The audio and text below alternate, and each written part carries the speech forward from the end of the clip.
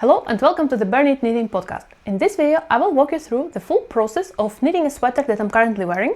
It will be a complete video tutorial from cast on to bind off with detailed instructions of each step. If this is something you are interested in, please grab your yarn, your needles, maybe something warm to drink, and let's get started.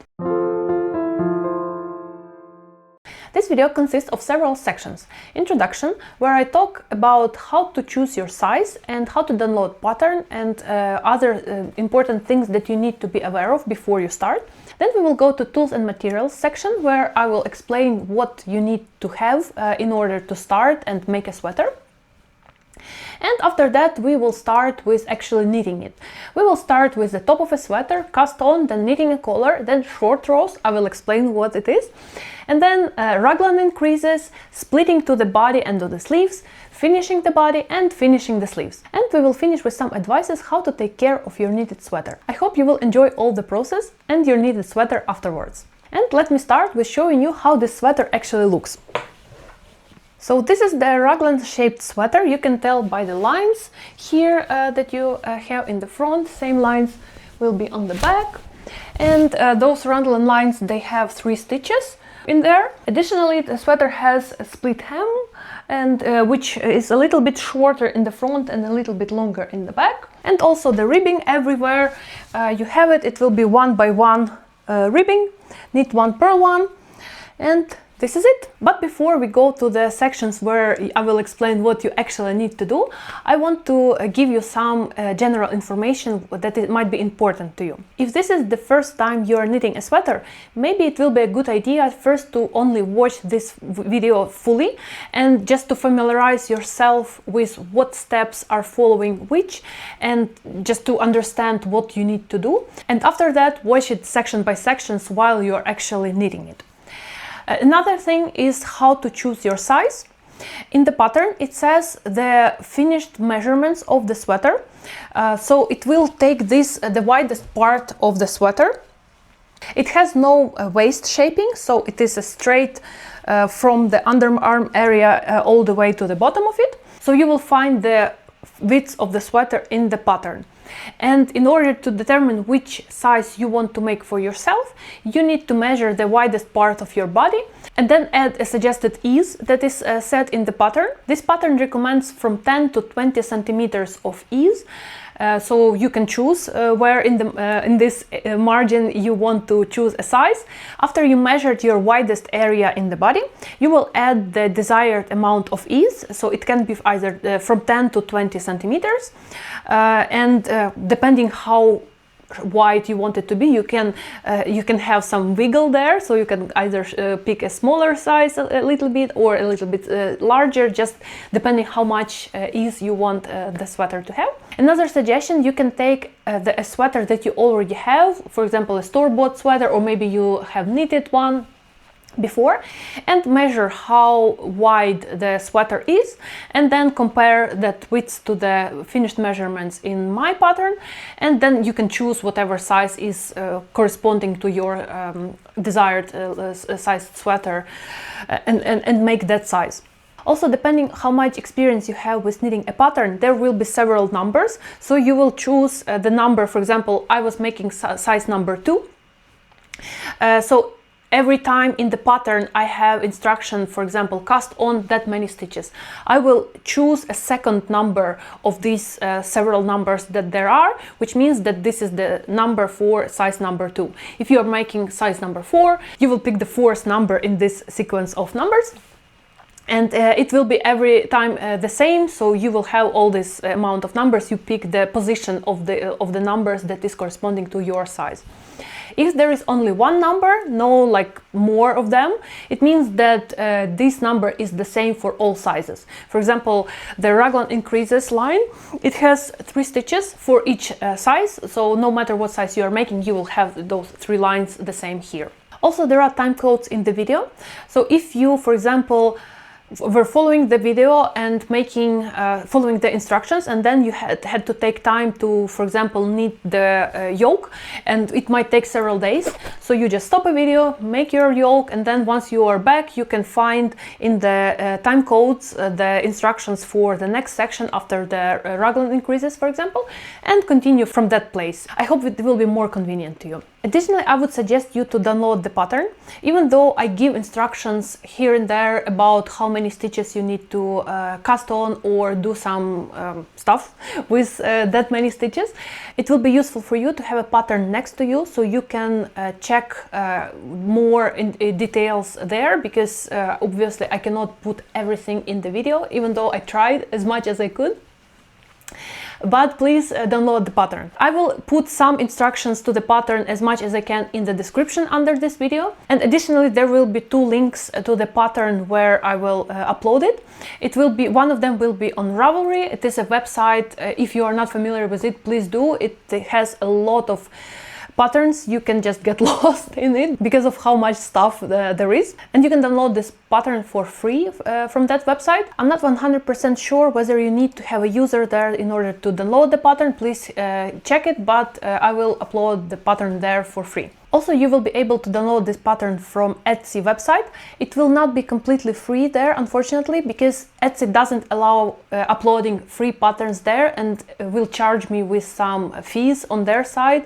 So I will put just a couple of cents to cover the fees. But if you want a completely free pattern, you can download it on Ravelry. And one more thing, in the description to this video, I will put a link to a Google form.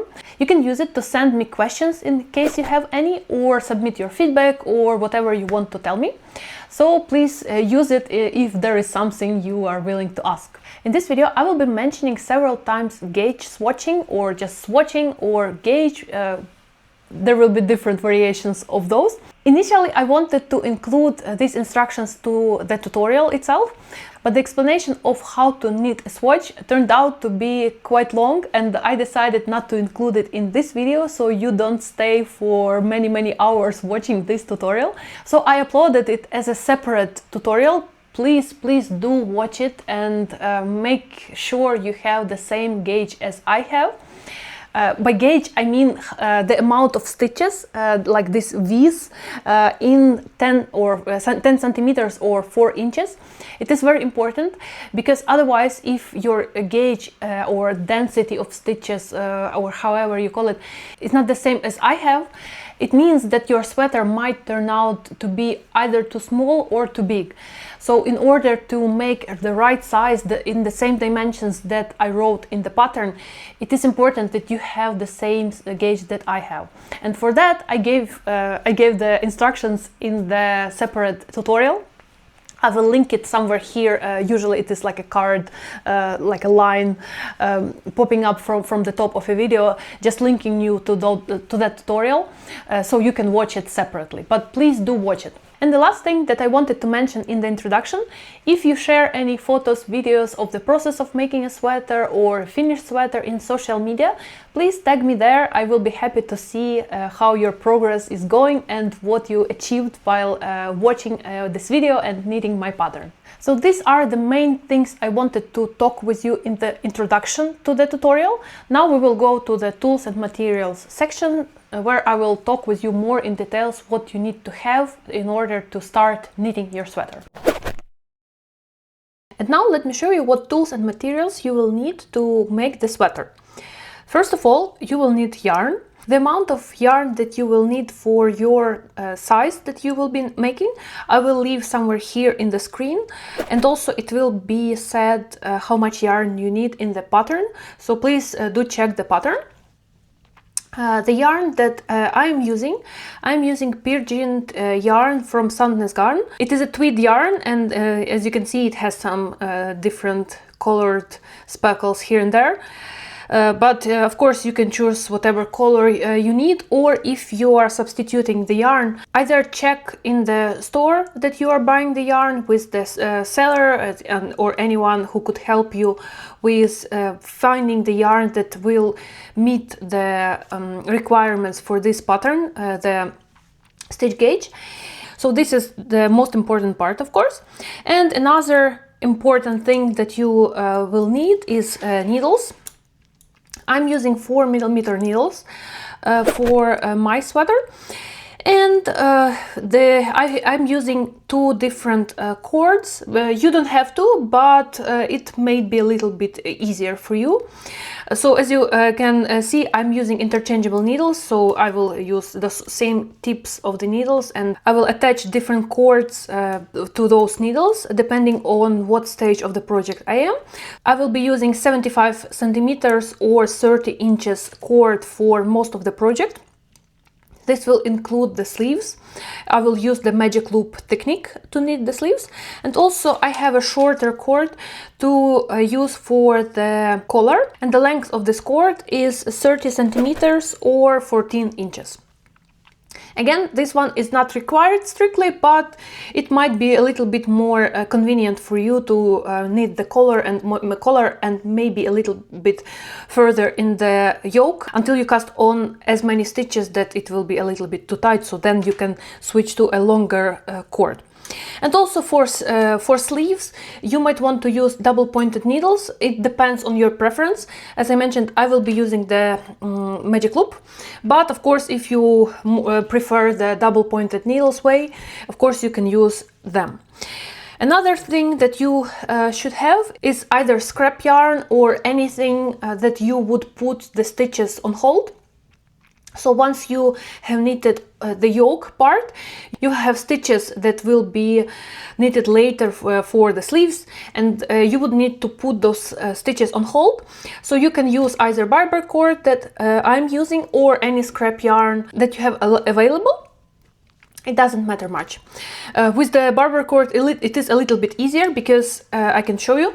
I can take it and put it on tip of my needle, pull it well, and then once it is attached, let me unravel it. And once it is attached, you have this long cord that you will just slip your stitches on, those that you need to keep on hold for some time, and it is very quickly and easy, and you can tie it once the stitches are there, so they don't jump away somewhere or just stay where they have to stay. So these are the stitch holders, let's say so. And another thing that it is good to have is stitch markers. I'm using those removable stitch markers, but you can also use scrap yarn. For example, if you tie a small loop with scrap yarn, you can use it as a marker to mark where your round begins.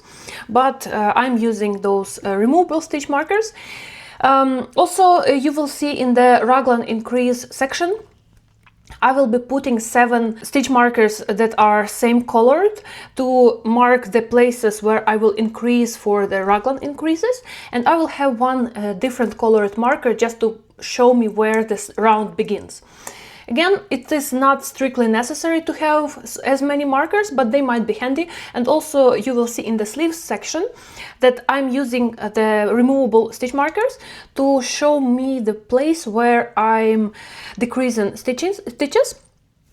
So it is a quite handy and easy to track of your knitting project way. Another thing that might be very useful is scissors, of course.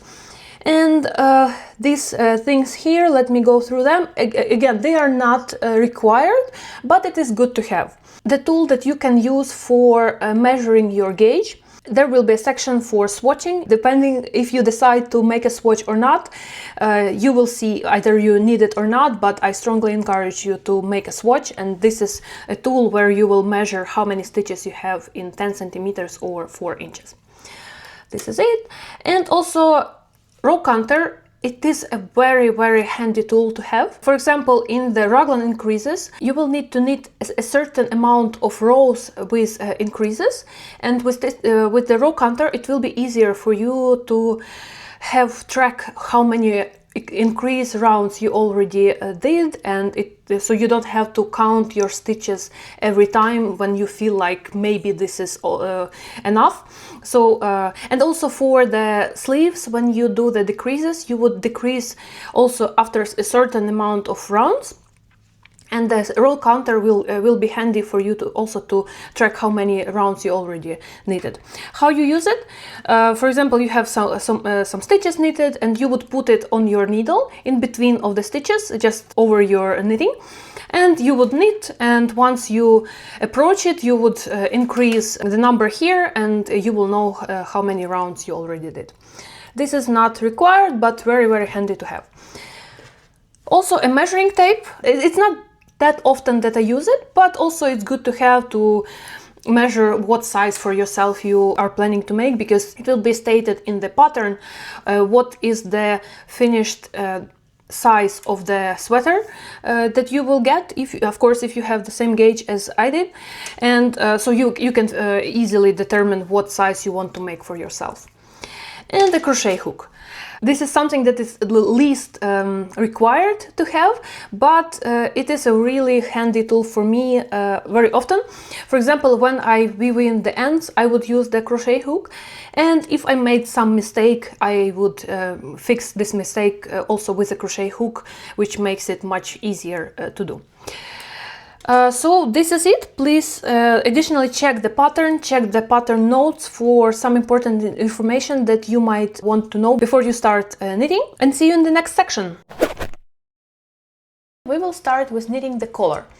So you will need your ribbing needle. In my case, I'm using 3.5 millimeter needle, which is US 4 sized needle. You might use a different size of needle. This will depend on your knitting gauge. Please check the video related to determining how to measure your gauge and what tools you should use in order to achieve the needed gauge. So I'm starting with 3.5 millimeter needles, as I said, and I will be casting on 88 stitches because I'm making the size number 2 sweater for my size. You might be casting on different amounts of stitches, so for that you should check either the pattern for the size that you want to make, or description below. So I will put all the numbers there, so that you know what amount of stitches you need to cast on. Let's start with the long tail cast on, which is the recommended method of casting on in this pattern. How do I usually start? Of course, you need your yarn, and you need your needles, and you need a tail. The name long tail cast on kind of says what it is, and for that you need a long tail. How to determine the size of a tail? Let me show you. Quite often people have this problem that they have too short tail, and it is especially sad when you cast it on many stitches, and then you need to cast on, like, I don't know, 10 stitches more, and then you don't have enough tail, and you need to unravel everything and cast it on again. In order to avoid this problem, you can measure and estimate the length of the tail that you need. How you do it? You take your yarn and your needle, and you place your yarn somewhere like so on top of the needle. You can use your thumb to hold the tail here on the needle, and then you wrap it around. Usually I wrap just 10 times. So let's do it. So I have 5, 6, 7, 8, 9, 10.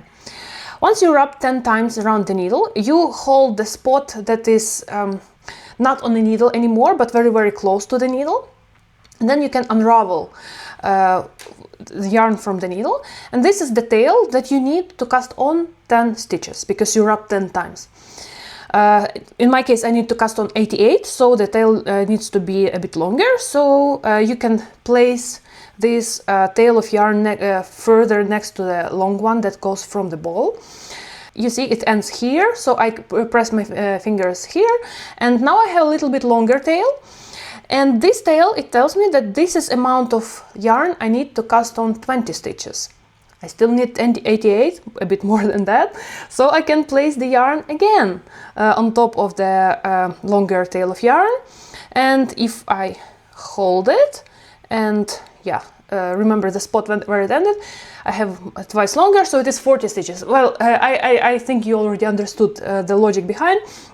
So this one is 440, and I need to do it one more time. This one is for 80, and then I can just estimate like maybe so it will be enough for 88 stitches. So now I have all this long tail of yarn and all the rest yarn coming from the ball. Once you know the spot where it is like the middle or let's say point where you should start casting on stitches, you can start with long tail cast on. So you place the yarn on your thumb and on your index finger, and with the needle you put it like that, and then you start from your thumb, going from the bottom, wrap around the yarn that is on your index finger, and you jump from top to bottom in the loop that is on your thumb, and then you release, and now you cast it on 2 stitches. Let me hide the needle as it makes too much noise. Okay, so you have two stitches on the needle, and you can proceed. So you go from the bottom of your thumb, wrap around your index finger, and go from top to bottom on your loop, on the thumb finger, and you release, and you pull. Don't pull too much, otherwise it will be a bit difficult for you to knit the first round, because the stitches on the needle will be a little bit too tight. So just pull it gently, but not too tight. And you continue with casting on stitches. And as I said, I need 88 for my size. So let's proceed.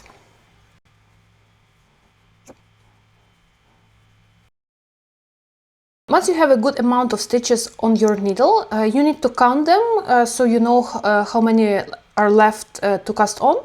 So I have a bonus suggestion or bonus trick for you, how to make your life easier. So for that, when I count stitches to decide how many I already have and what is left, I normally put stitch markers after I counted some amount of stitches, and then if I need to recount them after I casted on some more stitches, I don't have to go and count all the stitches from the very beginning. I already have my chunks marked by the stitch markers. So let's mark every 20 stitches that I've casted on and put a stitch marker to point that this is the 20 stitches. Let's go. So this is 20. So as you can see, I just place the removable stitch marker over here, and next time I need to count the stitches. I already know that this amount of stitches is 20 stitches, so I don't have to count them again. Let's do it with another chunk.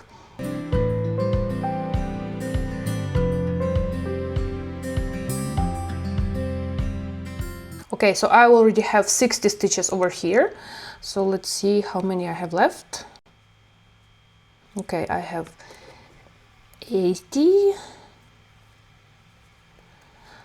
So it is 83. So I need 88, 5 left.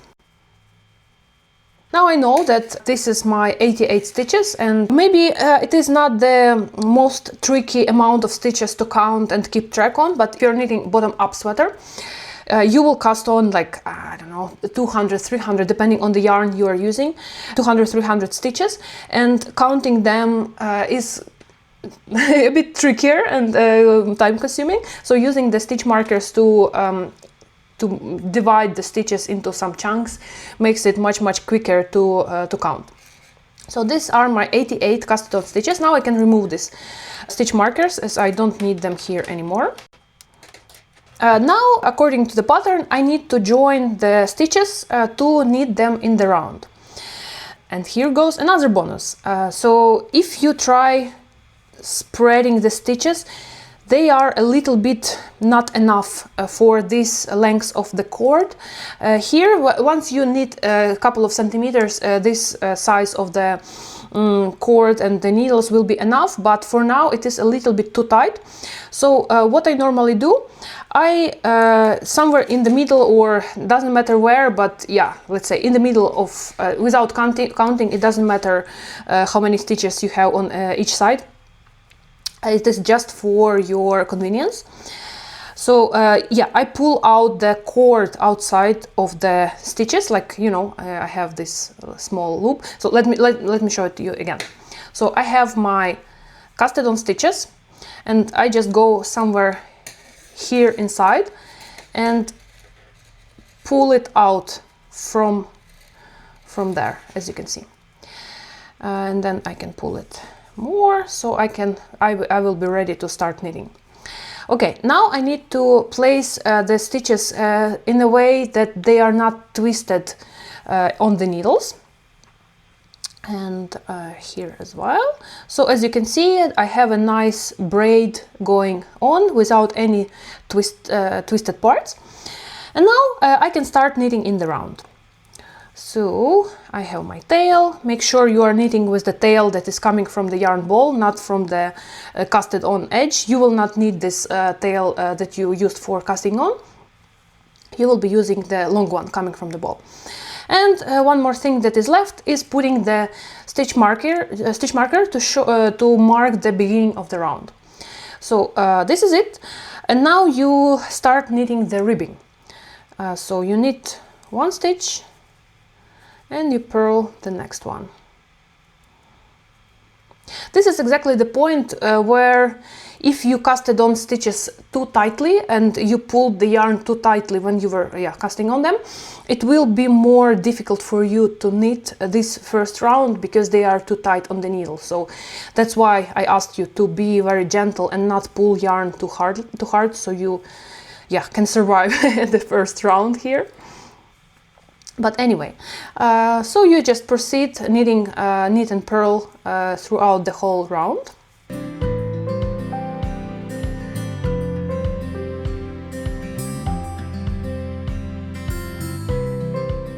So once you reach the place where you pulled the cord outside of the stitches, you will have your loop again, which is again too small.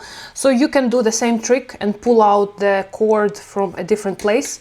So you have a more tight loop of the stitches on your needles, and it is more pleasant to your hands to knit with it. As you can see, it just sticks out of the stitches.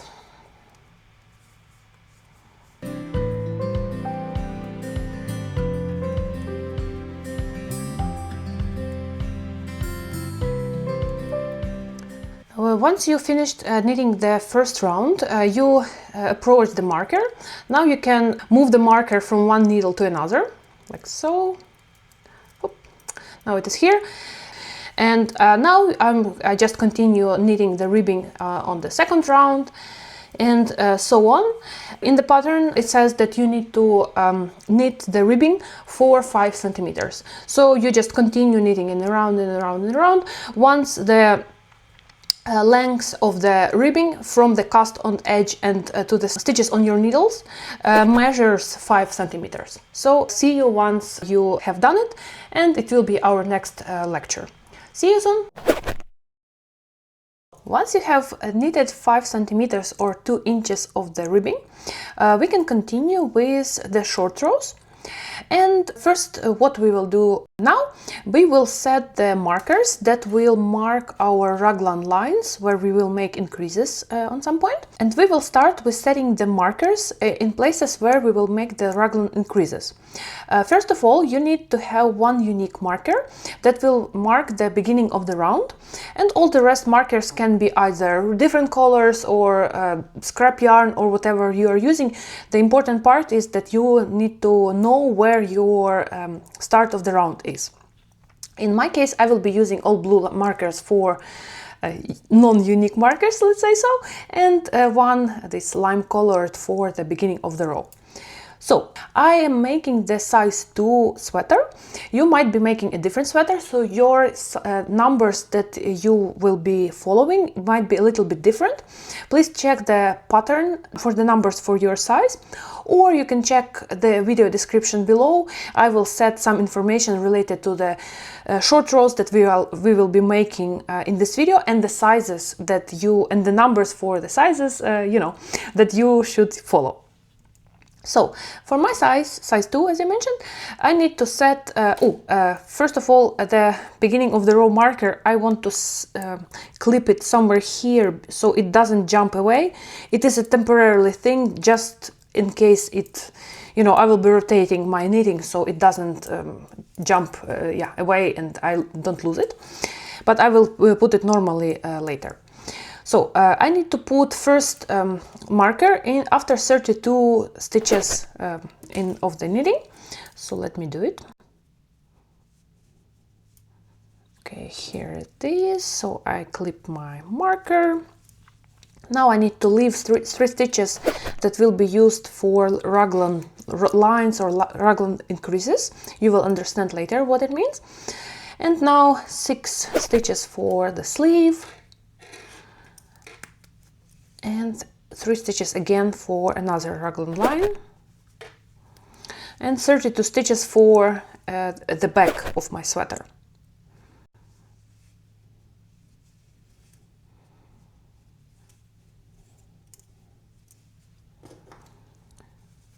Okay, and another 3 stitches for the raglan line, and 6 stitches for the sleeve. And I have 3 stitches left. Perfect. Next step, I need to knit with the main fabric needle 1 round.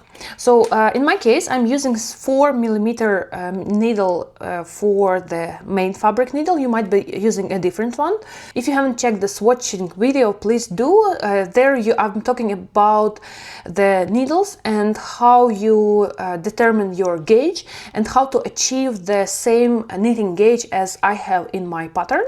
So as I mentioned, I will be using 4mm needles. Now I just need to knit 1 round.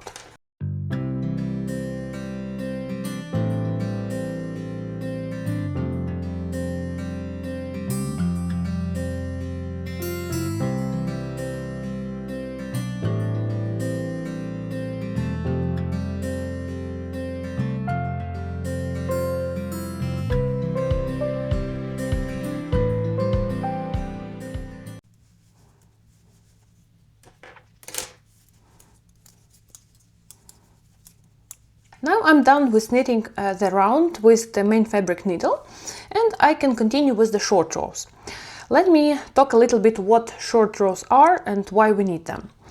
So the name of short rows already gives you a hint what it is. Basically, it is a row that you are making, but you don't make a full round around your knitting if you're knitting in a round, but you only knit to some point and then you turn and knit back to another certain point and then back. So you knit back and forth a couple of times. It is needed to achieve the construction that the back of the sweater is rising a little bit higher up compared to the front of the sweater. It is a very useful thing to make because, you know, our bodies are different, and especially if you look, for example, on a store-made sweater, you will notice that the back of a sweater is a little bit higher than the front of the sweater. It is needed to make it more pleasant for us wearing, so it doesn't choke us in the front, and give us more warmth in the back of the sweater. So this is basically why we need it. So the pattern says that we need to make 1 left and then knit 1 and then turn.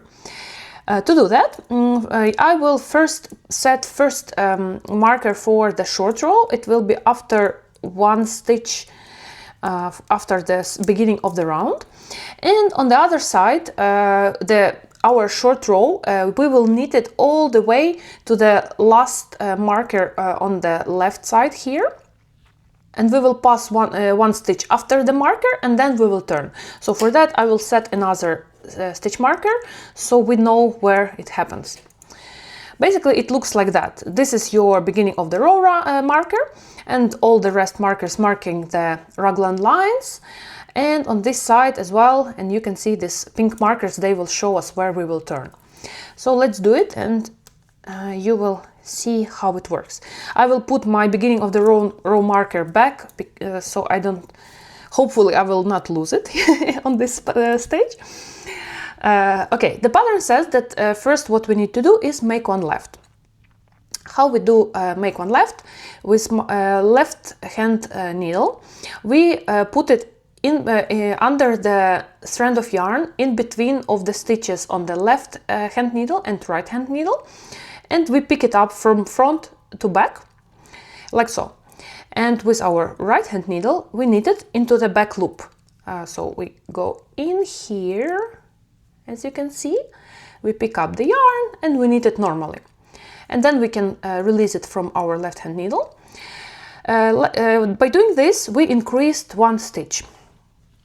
And now we need to knit 1 stitch on the left needle. And now the pattern says that we need to turn. How we turn?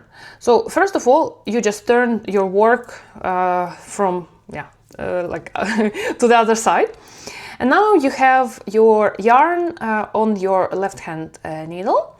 So first what you need to do, you need to pass the stitch on your left hand needle to the right hand needle. This is, by the way, we are doing the German short rows. There are different ways of turning. In this pattern I'm suggesting using German short rows because for me it looks like it is the easiest way of turning, and also it doesn't you cannot tell where almost where the place of turn is, so it is very nice visually, this technique. So you pass the stitch from left to right purlwise, so you insert your needle from right to left, and then you do it so. And now you need to pull a bit the yarn in case the loop is bigger than you expect it to be. It needs to be just a normal loop, not too tight, not too loose. And now the yarn that you have on your front, you need to put it onto the back. So you just rotate it around the right hand needle. And by doing so, as you can see, now my stitch looks like 2 stitches because it is turned to that side. So let me do it again. So now before I had like a normal stitch, nothing special there. But once I move the yarn from front to back, you see, while rotating, it becomes like 2 legs on one needle. It is expected. And now by having the yarn on the back, I can purl all the way to the stitch, the pink stitch over here that I already marked where I need to make the turn. In the pattern I say how many stitches you need to purl, so you can either count or just mark it as a stitch marker as I did just now. So we just purl normally as you normally purl, all the way to the pink stitch.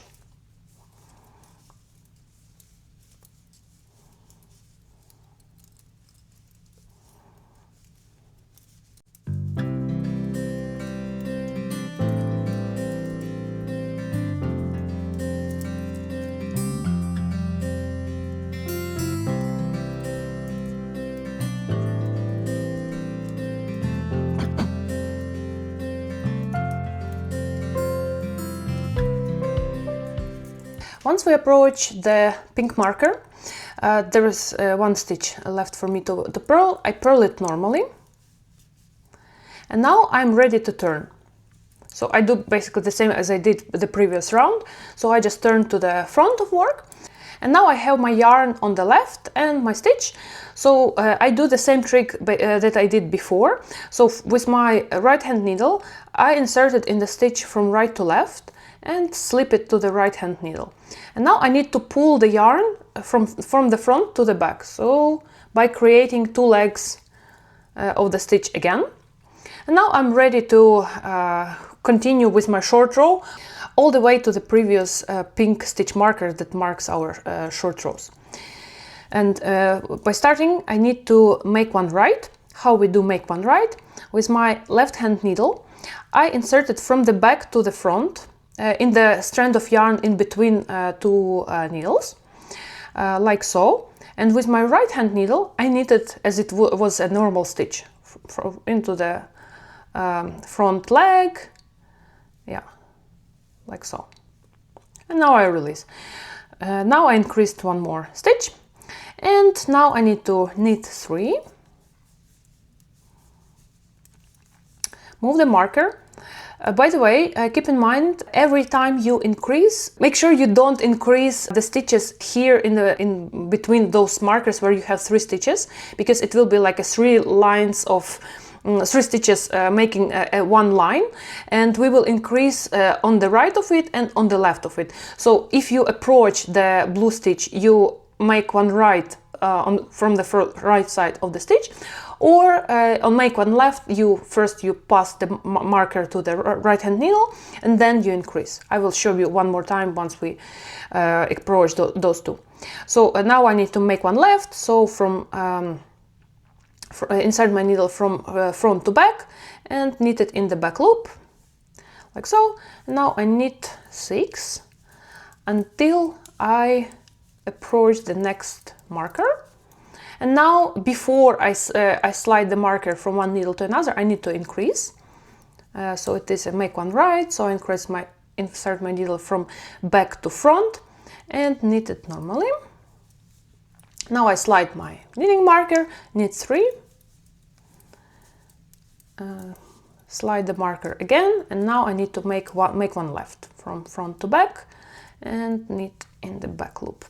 And now you do the same trick to the next 3 stitches that we mark with our markers.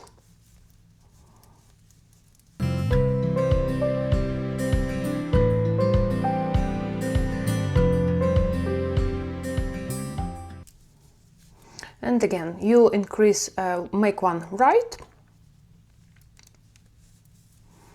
slide the marker, knit 3,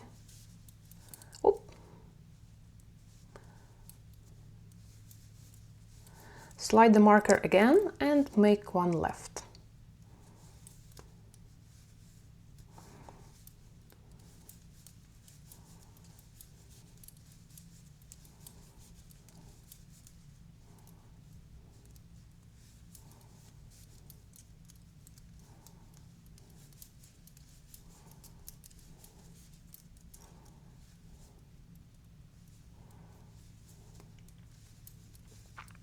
Once you are next to the stitch that you turned previously, you can tell by 2 legs sticking out. It looks weird compared to the normal stitches.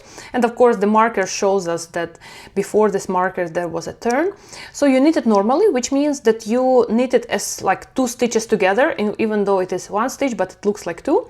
So you insert your needle, make sure you have 2 strands of yarn on your right hand needle, then you knit it normally. And now the pattern says that you have to knit 2 and then turn again. So I will move the marker to the place where I will be turning. So I need to knit 2. I will place the marker again. So next time we are back to the turn stitch, we know where it is. Normally I don't use those markers because I can visually recognize those turn stitches, but for the beginning maybe it is more difficult, so using markers might be very useful. So now once I knitted 2, I'm ready to turn. And by the way, it was my 3rd short row. If you are tracking them, just make sure you make the same amount, the correct amount of short rows. In total it has to be 10 short rows. So now we made the 3rd one, and now I'm turning, and it will be my 4th short row. So you already remember how to do the turn stitch. You pass it from left hand needle to the right hand needle with purlwise, like so. And now you need to move the yarn that you have on front to the back, like that. Boom. And you have the 2 legs here, you can see them, cool. And now you move yarn to the front again, so it looks like this. And now you're ready to purl all the way to the pink stitch where we marked the turn previous time.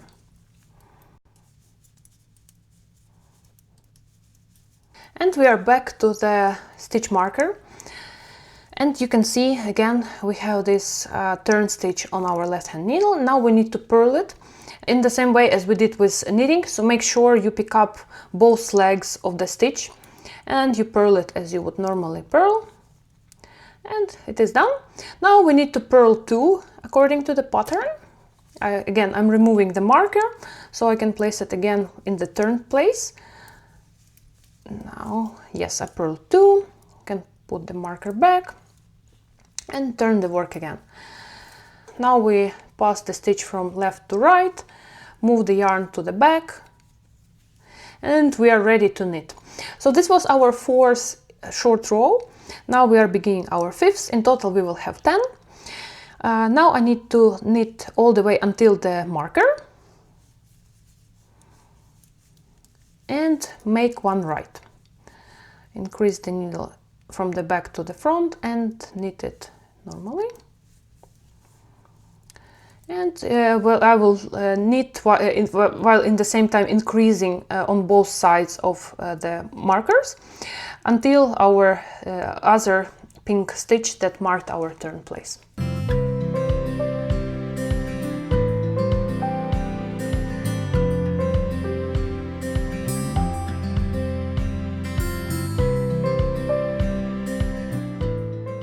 You already know what to do. Once we approach the turn stitch, we knit it as it was a normal stitch, knit 2 more stitches and turn. Pass the stitch from the left needle to the right needle and move the yarn from front to back. Make sure you have 2 legs. This is indicator that you turned it properly.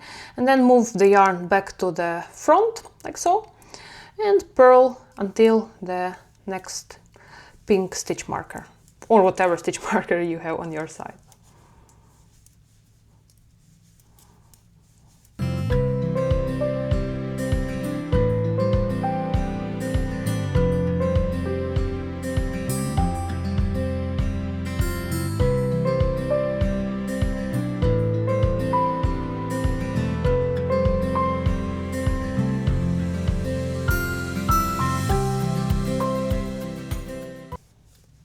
Once I approached and knitted the turn stitch, I remove the stitch marker, purl 2 more stitches, place the knit marker and turn my work and move the stitch from left to right and move the yarn. Okay, when you move it, make sure the turn stitch, that you pull the yarn well, not too tight, too crazy tight, but you know, it has to be quite dense, so it is not too fiddly here on the needle. Otherwise, there is a chance that there might be a gap visible. So yeah, make sure you pull it well. So yes, so once we turned it, and now we are ready to continue with our right side and number 7 short row. And of course we will increase on this round, on this row, by the way.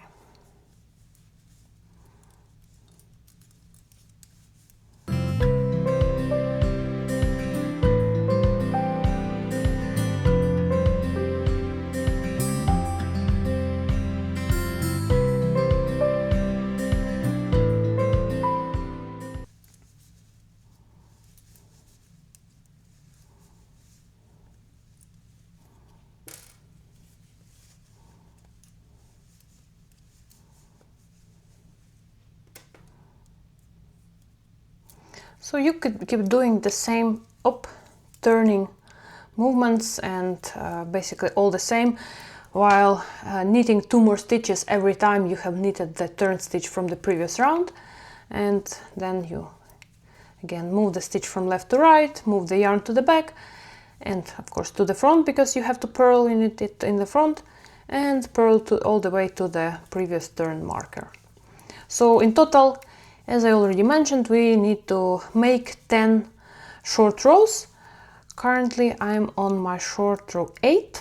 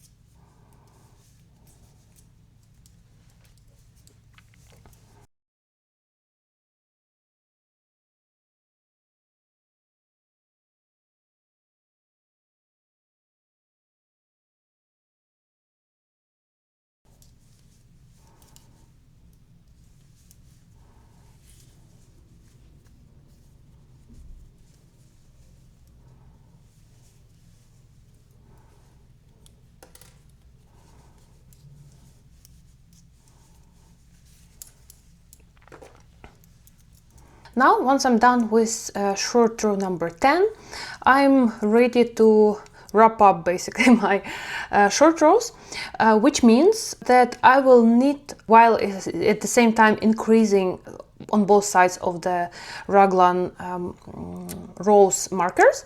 I will increase, and then I will only knit until the beginning of the row marker, and then I will tell you what to do next.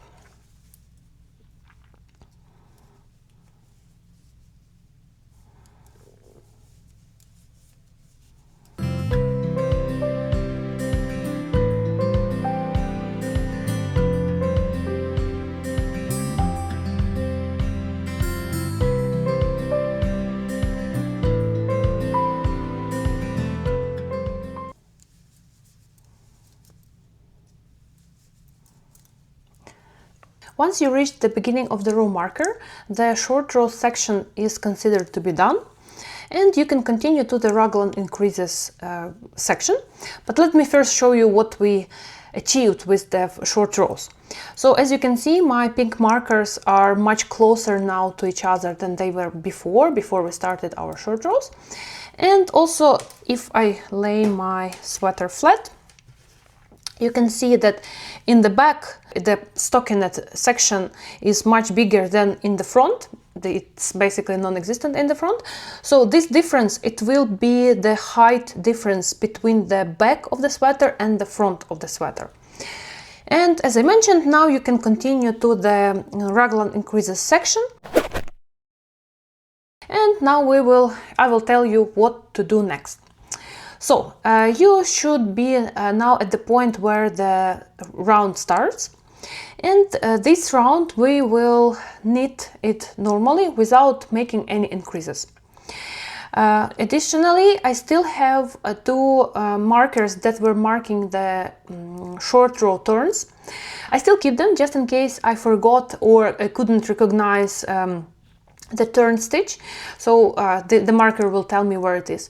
So basically, since I have two, my turn stitch will be before the first marker and after the second one over here. Now we will just, this round we just knit without making any increases.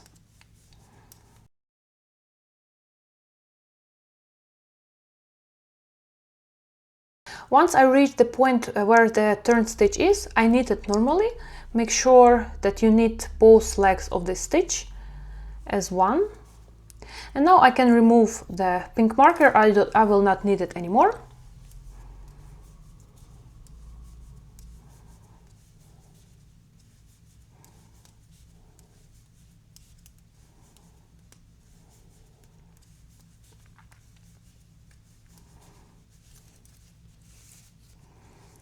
And once I reach the next pink marker, I know, first of all, I can remove it. And I know that the turn stitch is after it, so I need to knit it as both legs of the stitch together as one stitch.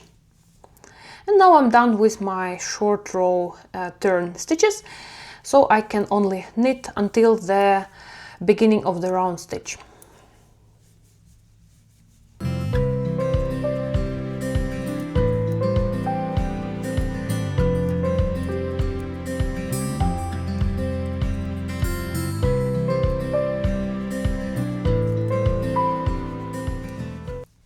Now I'm back to the beginning of the round marker, and now I can slide this marker to the right hand needle, and on this round I will be increasing. So I will make in total 8 increases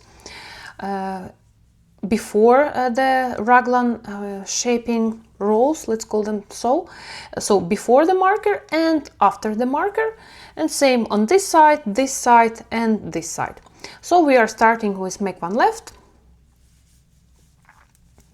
and knit all the way to the next markers.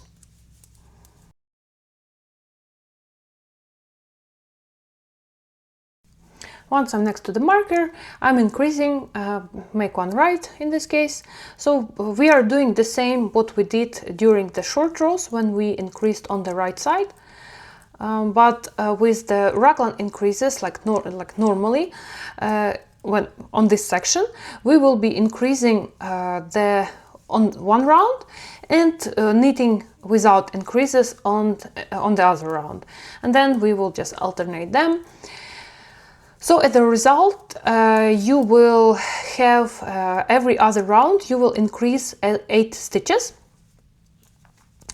And this is basically how the raglan shaping works when you increase every other round.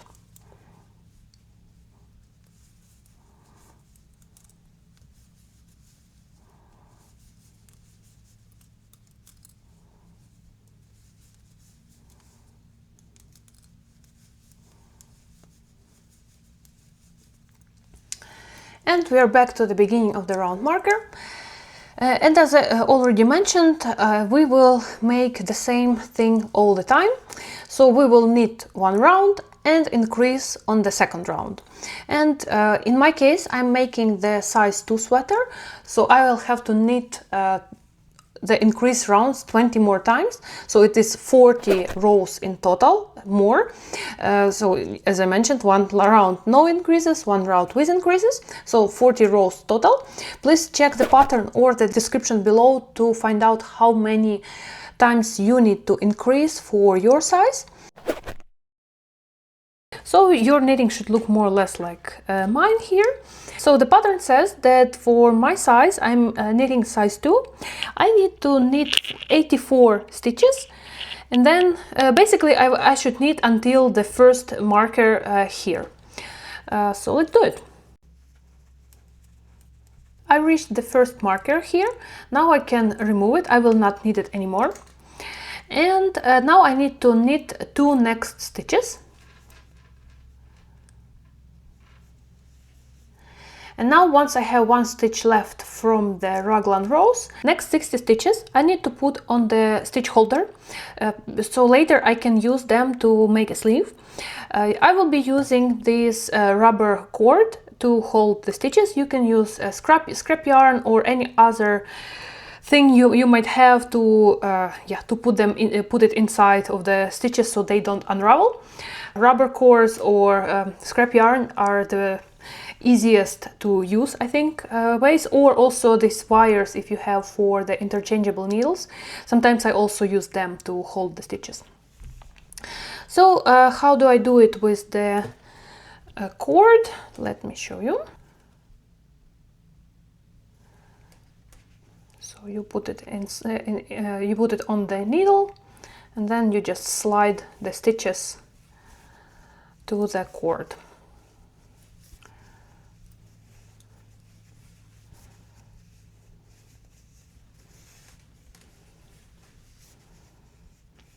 And we need to put 60 stitches, and basically in my case for the size 2 you might your number might be a bit different, but the logic is the same.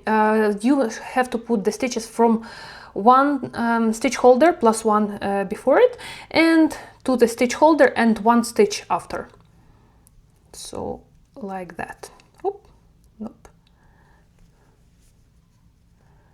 Yes, like that.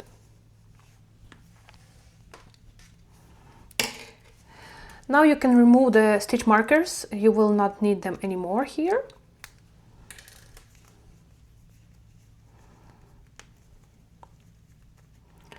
Great. By doing this, you have your stitches that will be used for knitting sleeves on some stitch holder, and then we can proceed with the pattern instructions. And the next step, what we need to do, we need to cast 4 stitches. Again, check the size, check the amount of stitches that you need to cast on for your size. For my size, it is 4 stitches. The pattern says that we need to use backwards loop method. How it works? Basically, you wrap yarn around your thumb, like so. You put it from the front to the back, like so, on your thumb. So it looks like that from different angles. And then with your needle on your right hand, you put the tip of a needle under the strand of yarn that is closer to you, like so. So you pick up this strand, and now you release the thumb and you pull the loop. As you can see we casted on 1 stitch. Again, with your thumb you just basically dive under the strand of yarn, like so, and with your tip of a needle you jump in and pick up the strand that is closer to you, and then you release your thumb. Now you have 2 stitches again, 3, and 1 more. So we casted on 4 stitches, and now we can proceed. So you take back your needle, left hand needle, and grab the strand of the yarn from the cast on stitches, and you continue knitting normally. I will have to knit 2 stitches before the marker, remove the marker, then knit 84 stitches here, basically until the next marker. Remove the marker and knit 2 more stitches after the marker. So in total, for my size, I will get 88 stitches. Let's go.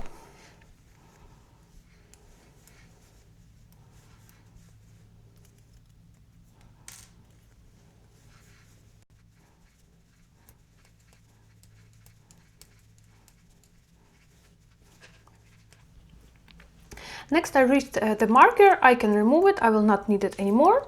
And now I need to knit 2 more stitches. And the next 60 stitches for size 2 I should place on the stitch holder. I will use another rubber cord for that.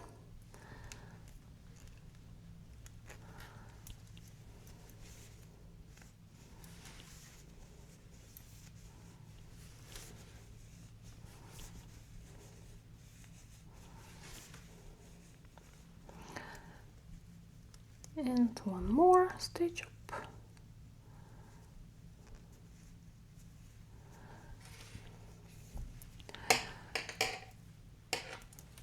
Once I placed 60 stitches on the cord, I can remove the stitch markers.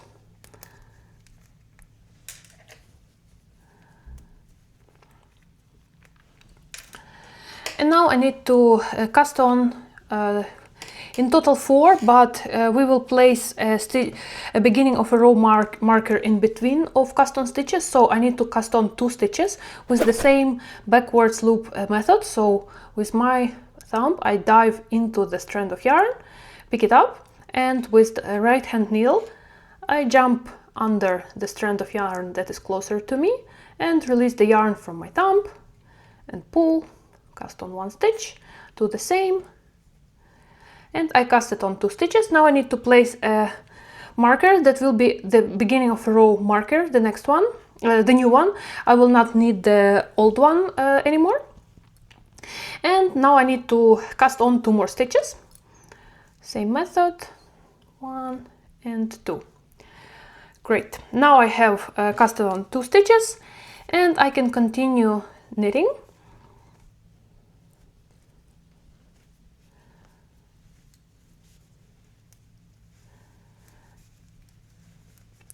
And once I'm next to the old beginning of the row marker, I can remove it because I will not need it anymore. My beginning of the row will be over here now.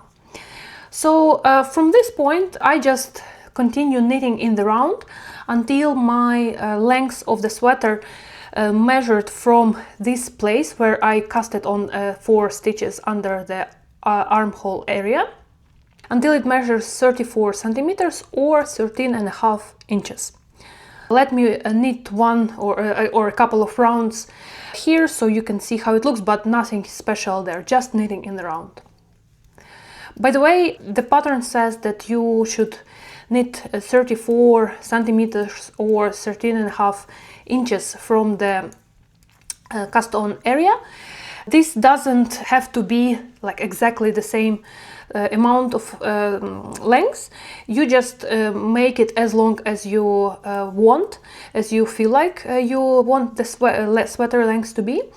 Or the beauty of the top-down sweaters is that you can actually put them on and check if the length is good enough for you, so you can stop knitting it the body on any point. Also keep in mind that after we knitted this 34 centimeters or 13.5 inches, we will add 5 more centimeters of the hem. So yeah, make sure that the length, if you are knitting not the same length and you are checking it on your body, make sure that you aware that there will be 5 more centimeters added to it, or 2 inches.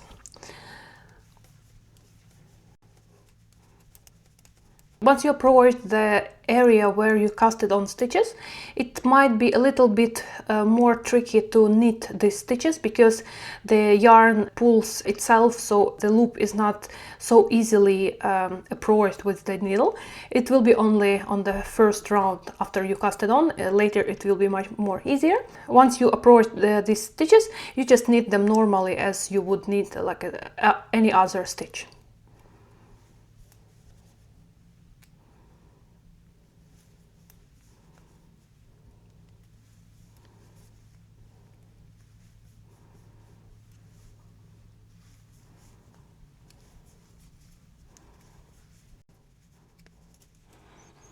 And again, once you are next to the another set of cast on stitches, you knit 2 stitches, cast on stitches as normally, and then you pass the stitch marker to the right hand needle and knit to other. So nothing special here. You just continue knitting in the round until the body measures 34 centimeters or 13.5 inches, measured from the cast on stitches in the underarm area. So this is it. Please continue knitting and see you in the next video. Once you're ready with knitting the body, you can continue to the hem part of the pattern, which means that you can continue with knitting the ribbing in the bottom of your sweater. First, what you need to do is knit 1 round where you will decrease 2 stitches, and also you will place another stitch marker which will mark basically half of your sweater. The additional marker is needed to show you where you need to turn once you start knitting the ribbing. But first things first, let's start with knitting the first round. For my size, I have to knit 90 stitches, decrease 2, and then place a marker. So first I will start with placing the marker, which will be easier for me, so I don't have to count each stitch that I knit. So I need to count 92 stitches, 90 to knit and 2 to decrease in total.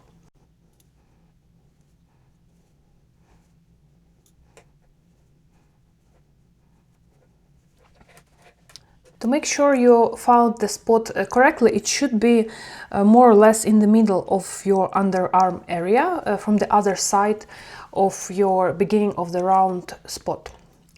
And now what I need to do, I have to knit until I have left 2 stitches before the marker, which I will knit 2 together. I have 2 stitches left, so I need to knit them 2 together as 1 stitch, and pass the marker from left needle to the right one, and basically do the same, knit 90 stitches and then 2 last stitches knit together.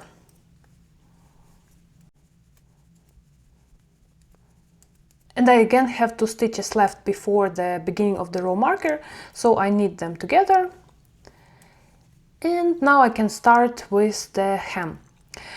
Well, I don't need the beginning of the row marker anymore because I will be knitting back and forth, but just in case I will place it over here, in case when I'm back that I will not continue knitting to the back part of the sweater.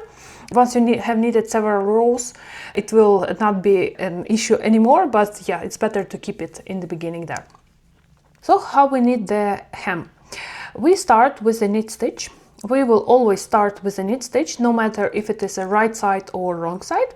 And then we continue with the purl and knit and purl. So we are alternating knit and purl all the time until you reach 1 stitch before, let me show you where is my marker. Here it is. So you will alternate the knit purl stitches until you reach the pink marker. So your last stitch will be knit stitch because we have an odd amount of stitches, but let's meet once we are next to the marker.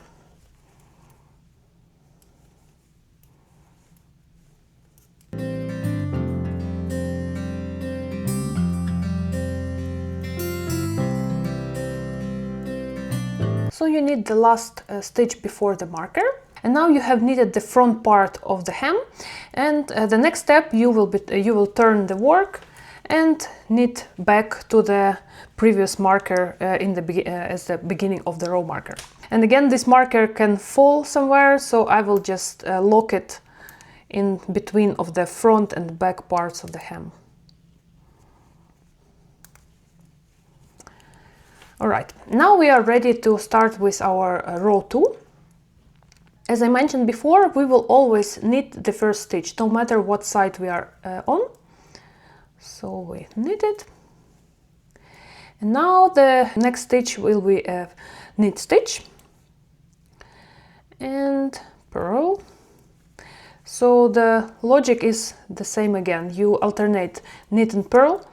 But in this case, you will alternate it until the last stitch, because the last 2 stitches will be 2 knit stitches.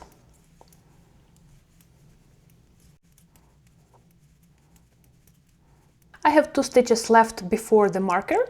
I will knit both the stitches.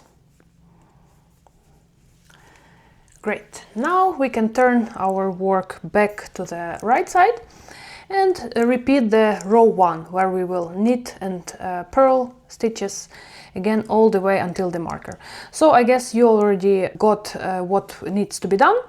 You will repeat these 2 rows until the length of the hem will reach 5 centimeters, starting from the place where you started knitting and purling, until it reaches 5 centimeters or 2 inches. See you later! Once you have 5 centimeters or 2 inches of ribbing, you are ready to start casting off. You can use any cast-off method that you prefer. In this pattern, I recommend casting off in pattern, but again, you can use whatever you feel like. So let me explain you how the bind-off in pattern works. Well, you can guess by the name that you will be doing the same as the pattern says. In this case, our pattern is our 1x1 ribbing. So you will knit the knit stitches and purl the purl stitches. And one more thing, make sure that you bind off it loosely, that it is not too tight. So yeah, it will be easier for you to take on and take off the sweater. Or another thing, what you can do, instead of using the main fabric needle that we are currently using, you can use a slightly larger needle. It will be thicker, so the stitches that you will be making, they will be slightly larger than those that you made with the current needle. But again, it is not required or anything. It's just in case you are unsure how tight you are knitting or binding off. And yeah, again, it is not required. So let me show you how bind off in pattern works. Our first stitch, we were always knitting in the beginning of the round, so we will knit it again. Next stitch is a purl stitch, so we will purl it. And now we have 2 stitches on the right hand needle. And now what you need to do, you need to pull your first stitch, the one on the right, over the second stitch on the left. So you do it like so. And now you have 1 stitch left on your right hand needle, and you can continue with knitting, because the next stitch that is on your left hand needle, it is a knit stitch. So I knit it. Again, make sure you make the stitches quite loose, so the bind off edge is not too tight. And now I have again 2 stitches on the right hand needle, so I will pull the stitch on the right over the stitch on the left. And I have 1 stitch left. And now the next stitch I will purl it, because it is a purl stitch. And do the same trick on the right hand needle, pull the right stitch over the left stitch. And we'll knit again, because it is a knit stitch, and pull it one over another. And you will repeat the same drill over and over until the end of the ribbing.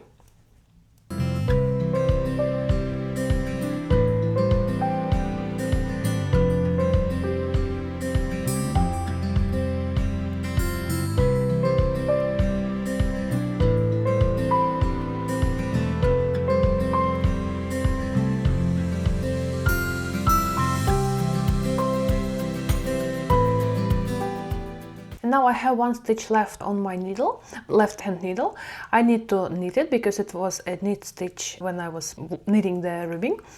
So I have 2 stitches on my right hand needle. I will pass right stitch over the left one as I usually did before. And I have 1 stitch left. So it will be my last one. I can tie the yarn. So I just, what I do, I make the loop much larger so I can put the yarn ball inside. And now once I put it there, I can pull and tie it well.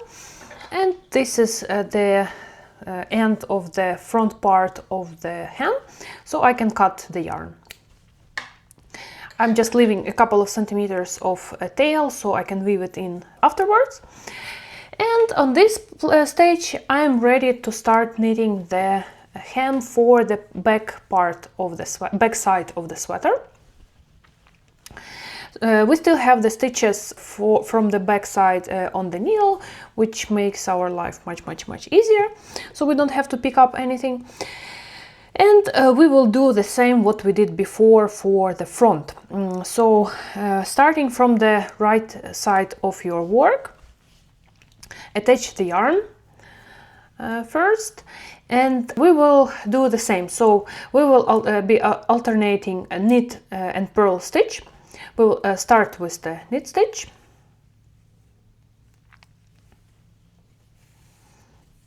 Yeah, just leave a tail of yarn here so you can weave it in later, and continue with the ribbing. First stitch was a knit stitch, so now it is a purl stitch. And knit stitch, purl stitch, so you know what to do.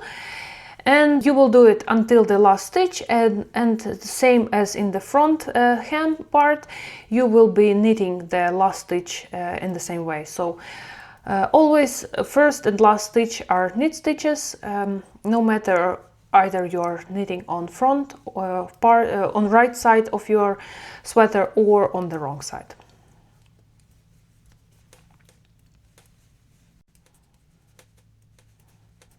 So I reached the end of the row.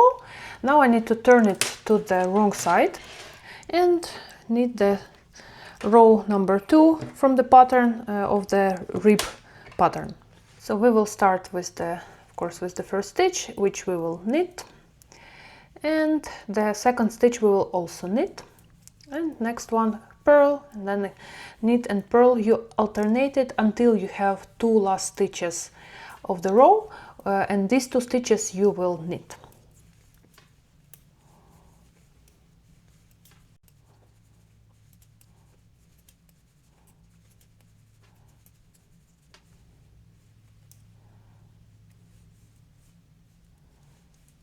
Now I'm back to the right side of my sweater, and I will continue knitting 2 ribbing rows that I just showed you all the way until I have 7 centimeters length of the ribbing. So as you notice, we will have a little bit longer ribbing on the back than on the front. It will be 7 centimeters or 3.75, if I'm not mistaken, inches. Once you are done knitting it, you will bind off in the same way as you bound off the front part, either the method that you used, a different one that I showed you, or the bind off in pattern that I showed you for the front part.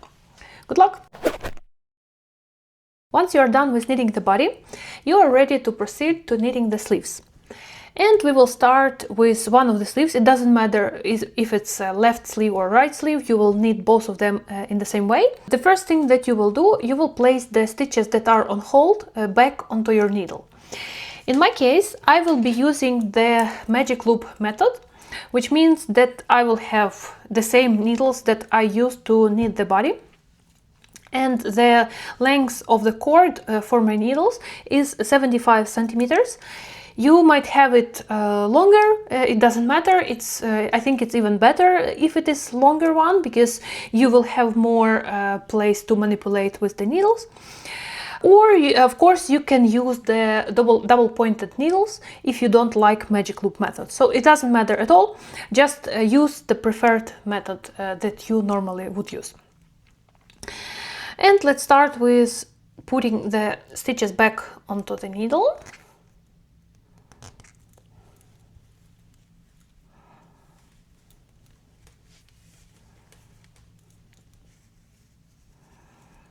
Normally I would put half of them on the needle and then pull the cord out of the stitches and proceed to the other side.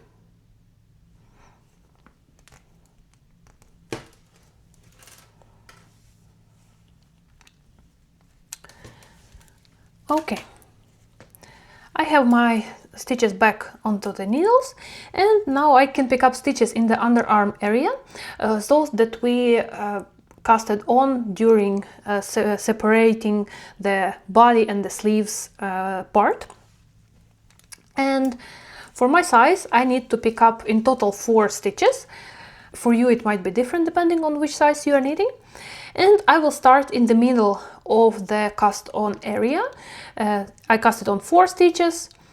So over here is my beginning, where I will start with picking up 2 stitches. Those 2, the last ones, I will pick up once I have knitted all the round until this place. So I will do it like so. You see, you have this yarn overs just above the stitches, the knit stitches that you made during knitting the body. So I would pick up yarn through these loops. Make sure you leave quite long tail in case you have any holes in the underarm area, since it's quite often that people have those holes there. Okay, here is my 1 stitch, and yeah, make sure you are using correct tail of yarn, the one that is connected to your ball, and pick up the 2nd stitch. I want to share with you a life hack. I already mentioned that quite often there are holes in the underarm area. It is because when you were knitting the body, the stitches on hold, they were just a little bit separated from those that you were making when proceeding further in the body. And this creates quite a bit longer strands of yarns for those stitches over here. And once you knit it, you can see that you will have a hole. To avoid or decrease the size of those holes, what you can do, or what I normally do, I just removed the just cast on stitches, so I only have 1. And in the last stitch before the proceeding to the stitches that were on hold, I would pick up the strand of yarn that I need to make a stitch, but I will pick up more than 1 strand of yarn. I will go further in this area and pick up one of those strands here. It doesn't matter which one exactly, it's just to go further, closer to those stitches, just to close the gap. So as you can see, this one is from the stitch that I have casted on, and this one is the strand of yarn that I just picked up somewhere here in this area, and I will knit both of them together as 1 stitch. So I still picked up 1 stitch as I was supposed to, but by picking up a strand of yarn here in between, I just decreased the size of the hole that I will have in the end after I continue. And I will do the same with the first stitch on the needle here, the first stitch that was among those on hold. I will also pick up a strand of yarn somewhere here in this area, put it on my needle and knit those 2 strands of yarn together, 1 stitch and 1 picked up strand of yarn. And as a result, you can see that there is basically no holes here, and you still have the strand of yarn.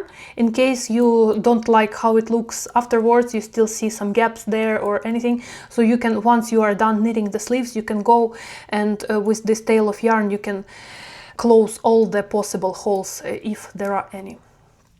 And now I can continue knitting all the stitches that I have on the needles now.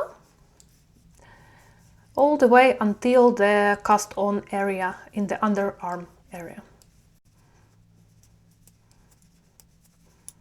And by the way, speaking of the magic loop, here is how it looks. As you can see, I have a wire from my needles over on one side, and I have the same one on that side, and on both sides I have more or less a similar amount of stitches, which allows me to knit them in basically in the same way as I would knit them in the round, but by moving the wire outside from the stitches, it gives me more movement here in the sleeve area. But again, you can use the double pointed needles, nothing wrong with that. It's just magic loop is my preferred method to do so, but of course you can use double pointed needles.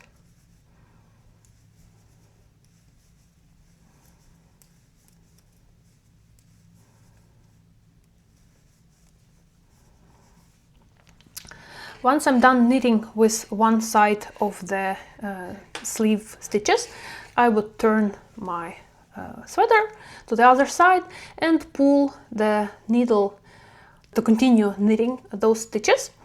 And the one that was over here, I would just pull it out and continue knitting like so.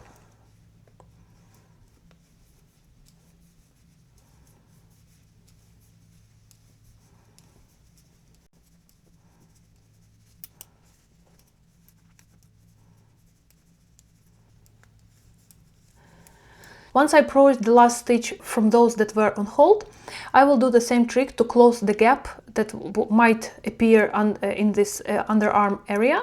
I would pick up one of the strands of yarn over here, doesn't matter which one, I would just randomly do so, just to make sure that the gap there is smaller. You don't have to do that, it's like, again, this is something I do to get rid of the gaps there in between in the underarm area, but you can always just use the strand of yarn that you have from the cast on stitches and use it once you are done knitting the sleeve. So just do whatever feels like better for you.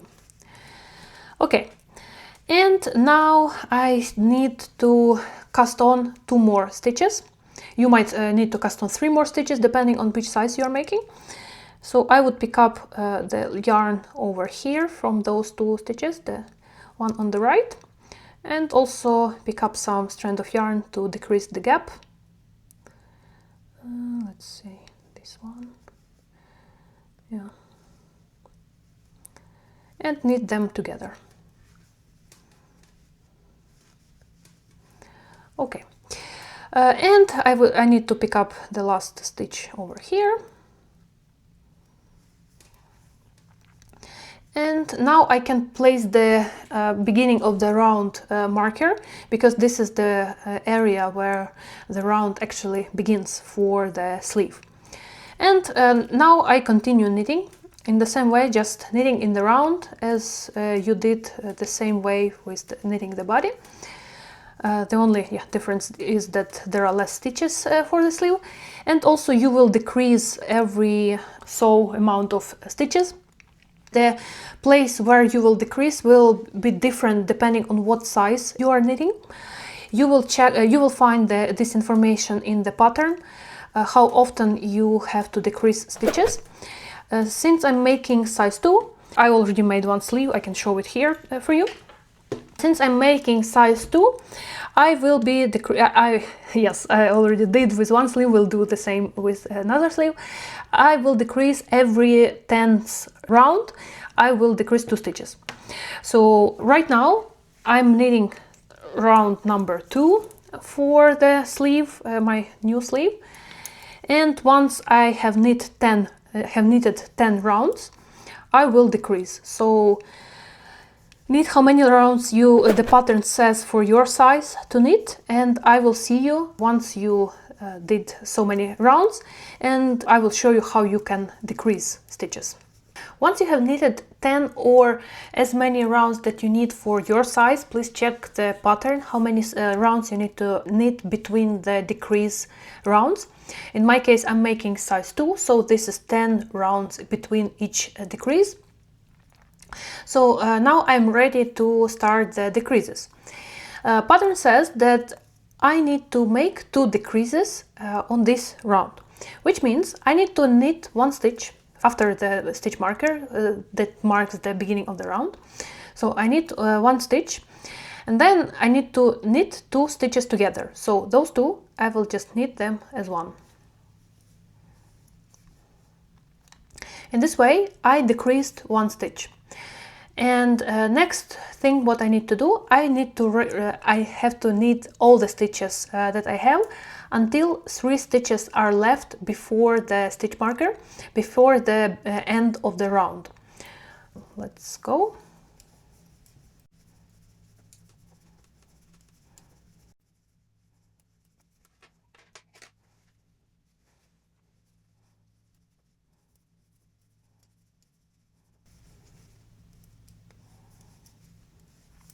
I have 3 stitches left before the beginning of the round marker. So next thing that I need to do, I will slip, slip and knit 2 stitches that are next to be knitted. What it means? So you would, with your right hand needle, you will slip the next stitch on your left hand needle, knit twice, which means like so, and do the same with the second stitch. Like so. So they are both on your right hand needle. Then with left hand needle, I would insert it through both stitches and pick up the yarn and knit it. And this is how we decreased 1 more stitch. And the next stitch that is left before the marker, I just knit it. I can move the marker and just knit a couple of stitches to fix the marker. So in this way we have decreased 2 stitches in the round, so you have 2 stitches less. And another life hack, what I usually do, in the place where I decreased stitches, I would put a marker in those stitches that I knitted together. In this way I will know that this is the place where I did my last decrease, and it will be easier for me to count the number of rounds that I just knitted after the decrease round. So this is how it will look if you do the same. Here is my another sleeve that I already finished. As you can see, I have stitch markers in each place where I decreased stitches. And it is much easier for me. For example, for my size, I have to decrease at 8 times, so in total 16 stitches. And here I can just count how many stitches I have. For example, if I'm knitting somewhere here, okay, do I need to do yet another decrease round or not? And by counting stitches, okay, I have 7 stitches over here. Okay, so I need to decrease 1 more time, which this way it makes life much easier. So you don't have to keep track on a piece of paper or in any app how you are, on what stage of the knitting you are right now. I already showed you how you decrease. Now you just continue knitting in the same way. If you are making same size as me, so you need to knit again 10 rounds and then do the same decrease round by knitting 2 together in the beginning and slip slip knit in the end of the round. Check the pattern to find out how many decrease rounds you need to do for your size, and I will meet you in the place where you stop knitting the sleeve before the ribbing. Regarding the length of the sleeve, again, check the pattern depending on the size you are making, and also you can always put on your sweater and check if the length that you are making is of the length of the sleeve is good enough, and you can proceed to the ribbing. The ribbing itself is 6 centimeters, which is 2.5 inches, I believe. And so you can count that, okay, if you put on the sweater, it ends somewhere here, and you can decide whether this is the right place for you, that you would add 6 more centimeters to the length, if the length will be good enough for you. Because I'm quite a tall person, and normally if I knit somebody else's pattern, I would add 2-3 centimeters on top of the sleeves instructions, because normally sleeves are a bit too short for me in the instructions. So please check the sweater and the lengths of the sleeves that you are making by trying it on, and so you will make a perfect length for your size. And see you on the last stage of knitting the sleeve, the ribbing. Once you are done with sleeve decreases, you are ready to continue with the ribbing. For the ribbing, you will do the same one by one ribbing pattern as you did for the hem. And here is what you should do. So you approach the marker, you put the marker on your right hand needle as you usually do. And now you just start knitting it by knit 1, purl 1. I did not change the needles to the ribbing needles because I want the cuffs of the sleeves be quite wide. But if you want them to be more fitted, it is okay. You can switch to the smaller ribbing needle. It is totally up to you. So I did one by one rib on one side of my magic loop needle, and then I just continue. So basically you do this until the ribbing of your cuff is 5.5 centimeters or 2¼ inches. You just knit 1, purl 1 all the way around, and once you are done, come back and I will show you how you do the bind off. Spoiler, it will be the same bind off in the pattern as we did in the hem, so nothing special there, but still stay tuned and be back to I will show you how you do it. And we are back. Once you have 5.5 centimeters of ribbing or 2¼ inches of ribbing, you are ready to proceed to the bind off. And we will be binding off in the bind off in pattern way. So for that, you can remove the stitch marker, you will not need it anymore. Bind off in pattern means that you will be knitting and purling in the same way as you did before, before you approached this place. And let me show you how you do it. So the first stitch in the beginning of the round is knit stitch, so I will knit it. And I will keep this stitch on my right hand needle. And the next stitch, oh yeah, by the way, let me, not to confuse you, let me remove the needle from that, the stitches that were ending of the previous round, so you are not confused with more stitches than needed on my right hand needle. So, first stitch of the round is knit stitch. I will knit this stitch. Next stitch is purl stitch, so I will purl it. And now I have 2 stitches on my right hand needle. So what I need to do now, I need to pass my right stitch or first stitch over the second stitch. I will do it with help of my left hand needle, so I will pick up the right stitch over here and I will be passing it over of the stitch that is left over here, and now I can release it. And now I have only 1 stitch on my right hand needle. So I need to continue with knitting or purling of the stitches that are on the left hand needle. Next stitch is the knit stitch. I will knit it.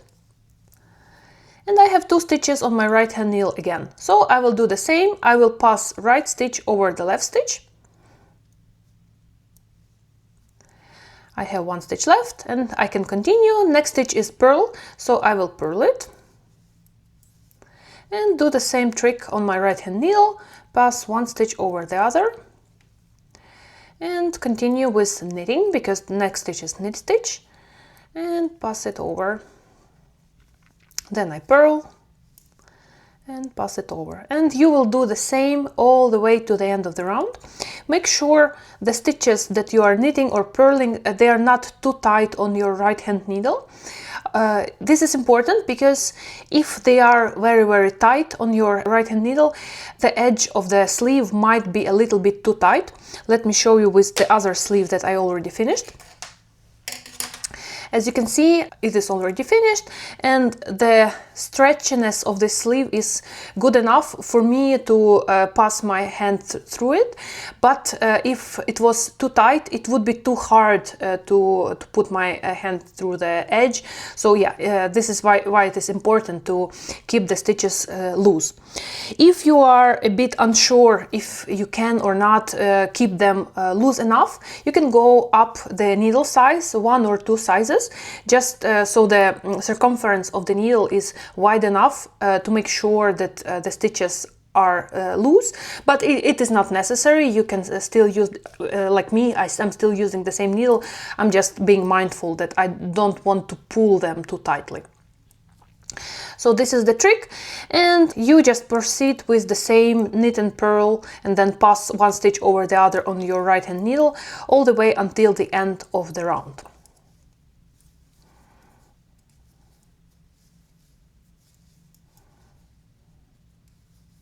Since it is a magic loop, you will be in the situation when you have only one stitch on your right hand needle and no stitches on left hand needle. So for that you can increase the loop here of the stitch that you had on your right hand needle to make sure it will not unravel itself.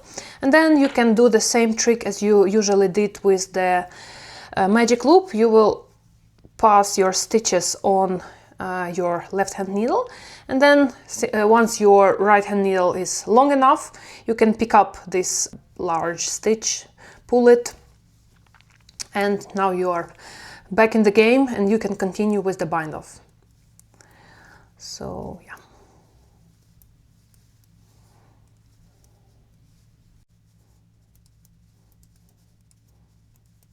And another thing that you might want to do while you are still not over with binding off, you can check how stretchy the bind off edge is, and if you feel that it is a little bit too hard and there is no movement when you pull the stitches, you can maybe unravel back and do it again with larger needle, or just making the loops bigger, just in case. Just make sure when you bind off that the edge is stretchy enough.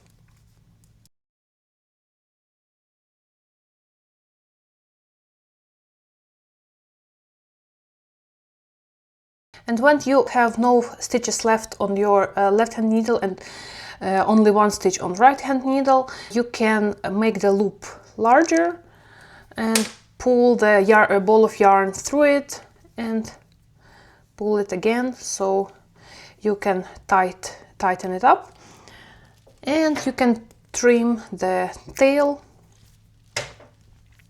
and then you can weave in the end. That's it. And once you are done with knitting your sweater, you can remove all the stitch markers that you have added here and there to keep track of the creases or marking the ends of the rounds or whatever you are using them. You will not need them, of course. And also you will have lots of loose ends here and there. You can tighten them up, and so you would weave in all the ends that you have in your sweater. And in case you had any holes under the sleeves, you can also tie them up and decrease the holes. And once you did it, you can wash your sweater in warm water with some wool detergent. Make sure you don't do any irritation or any unnecessary movement. If you are using 100% pure wool, this might cause that your sweater might shrink. Just make sure you are being very, very gentle. And once you washed it, you rinse it if needed. Just read on the your detergent label whether or not you need to rinse it, because some detergents don't require rinsing. And then you would squeeze the water out of the sweater. Don't do any unnecessary friction with the sweater. And so you would just, squeeze it out, the water out from the sweater. And then you can put it roll it in a dry towel, so it will absorb all the moisture from the sweater. After that, you can lay it flat so it can dry, and then you are ready to wear it. And this is basically it. Thank you for watching. I hope you enjoyed the process and you will love the finished sweater that you made. Do use the form that I linked here in the video to send me any questions if you have any, or your feedback. I will be happy to read it. If you share videos or photos in the social media of the process of you making the sweater or the finished sweater, do tag me. I will be happy to see what you achieved, and see you in my next videos. Bye!